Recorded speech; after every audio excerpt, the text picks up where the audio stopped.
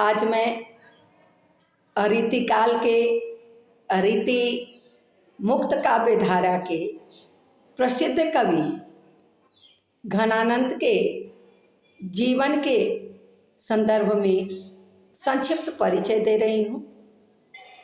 जो स्नातक से लेके स्नातकोत्तर तक के विद्यार्थियों को पाठ्यक्रम में दिया गया है। तो पहले इसके बाद दूसरे वीडियो में मैं इनके काव्यों को बतलाऊंगी। तो महाकवि घनानंद हिंदी में रीति मुक्त काव्य धारा के प्रवर्तक कवि माने जाते हैं।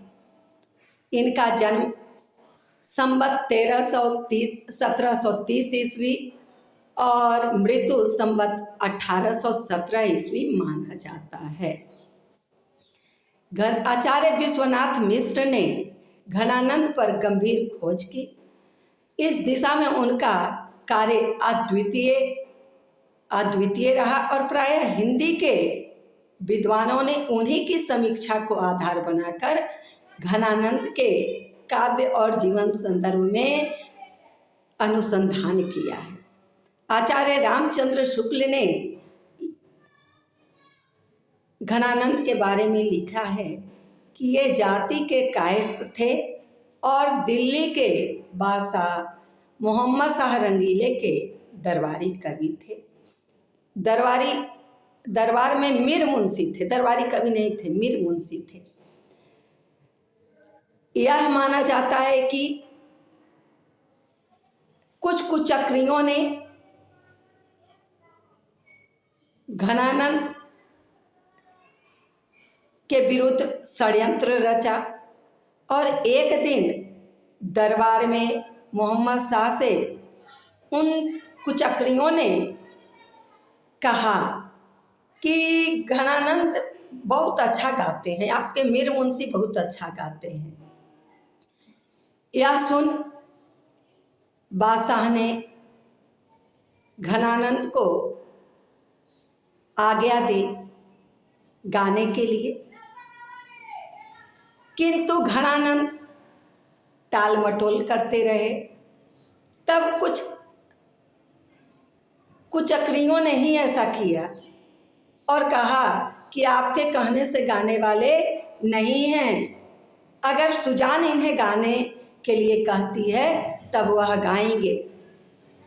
सुजान से यह प्रेम करते हैं। सुजान जो बादशाह के दरबार में नर्तकी थी, जिसे घनानंद वास्तव में प्रेम करते थे। सुजान को राजा ने इशारा किया, सुजान ने उन्हें गाने के लिए आग्रह किया और तब घनानंद गाने लगे। यह देख गाना तो बहुत ही मधुर, बहुत सुंदर गाए, लेकिन राजा प्रसन्न भी हुए, किंतु गाने के क्रम में वह सुजान के तरफ अपना मुख और राजा के तरफ वह अपना पीठ करके गाना गाए।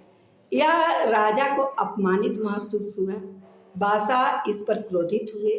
गाना से प्रसन्न थे लेकिन उनके इस दुर्व्यवहार से अप्रसन्न हुए और गाना समाप्त होने के बाद उन्होंने इन्हें अपने दरबार से निकाल दिया। अपने दरबार से ही नहीं, राज्य से भी निकाल दिया।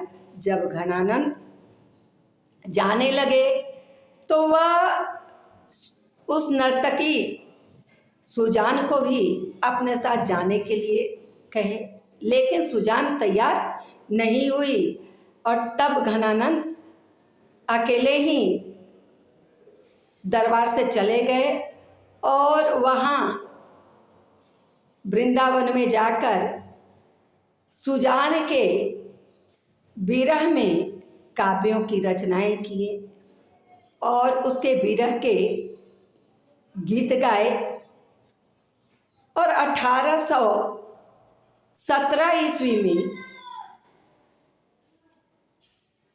नादिर शाह का आक्रमण हुआ और उनके सैनिकों द्वारा माना गया कि इन्हीं की हत्या कर दी गई। जय हिंद, जय भारत।